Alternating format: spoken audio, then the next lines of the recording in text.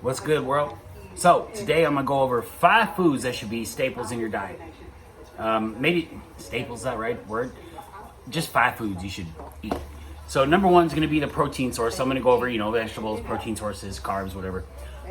Number 1 is gonna be protein sources. This is gonna be seafood, pretty much all seafood. Fish fillets, shrimp, shellfish, it's all good.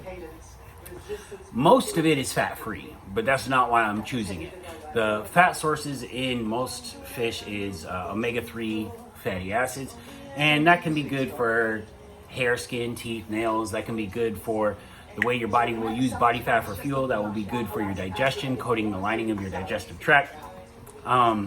As far as like digestion, just picture it. Take a fish fillet, put it in a bowl, take a fork, and then spin it around, watch the way it breaks up. And you can imagine that your body would be digesting that really well. Whereas you take a chicken breast, you put it in a bowl, and then you take a fork and you try to do that, right? It doesn't really work. But that's why in like bodybuilding shows, we use white fish a lot towards the end to try to get our stomachs tighter and tighter and tighter, and it works. The only thing is I really don't like fish fillets that much. I can eat shrimp pretty often and be happy with it, but I do not like fish that much. I eat it because it works, but a lot of people really like fish fillets. Then you have things that are higher in fat, like mackerel or salmon. Those are both very, very healthy, but they are much higher in calories. So if you're using it for fat loss, be aware of that.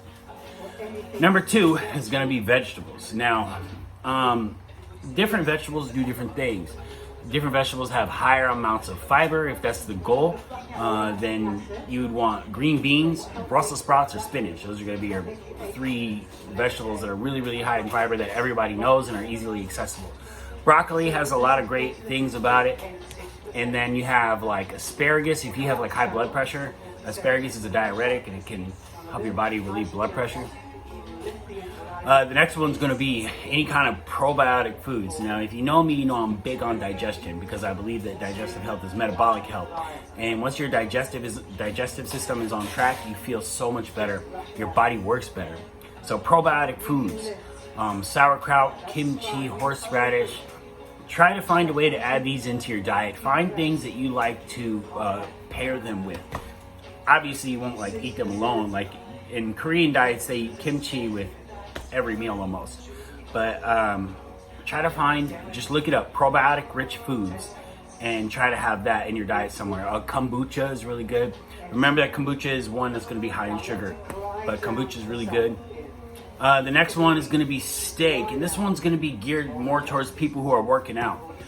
So when you work out, you're probably going to get a little bit sore, and what's happening is that's your muscle protein breakdown, and you want to rebuild it and recover with muscle protein synthesis. That's your body recovering the muscle with protein, because your muscle is made of protein, and you repair those proteins and you get stronger. That's how that works.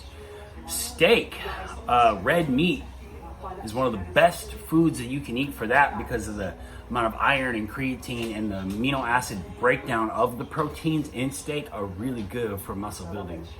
So I recommend steak, maybe not every day, just because, the saturated fat in it can be really high. But if you want to lower the amount of fat, get a flank steak or a sirloin or a top round. Those 3 steaks are the leanest. Although you got to be pretty good at cooking it to be able to make those 3 taste good. Okay, and then the last one, I saved this for last because I think this is like the most untalked about powerhouse food, and it's delicious, is kiwi fruit. Kiwi fruit blows away any other fruit on nutrients, micronutrients, and macronutrients? No, just micronutrients. It's got more vitamin C than oranges. It's got more potassium than bananas. It's got more fiber than apples. Does it though? I think so. I'm pretty sure. Kiwi is a powerhouse of a fruit. I recommend 1 to 2 kiwis a day. 2 kiwis is 30 carbs. And it's just got tons and tons of vitamins and nutrients in there. And I only listed 3 different micronutrients, but there's tons of other stuff in kiwis. And you can look up a video about the history of kiwis. It's really interesting, actually, where they come from and how they were found out about. Anyway, so just to summarize, seafood for protein, vegetables, probiotic, rich foods, steak, and kiwis. And then just so I end this on this note, there is no magical food. for any kind of fat loss. Eating brown rice instead of white rice will not save you. You just have to eat less rice. You have to be in a caloric deficit. These foods will not make you lose fat. I'm just saying that they are good and they're dense in micronutrients to be able to give your body the things that it needs to operate on a high level. Cool? Peace.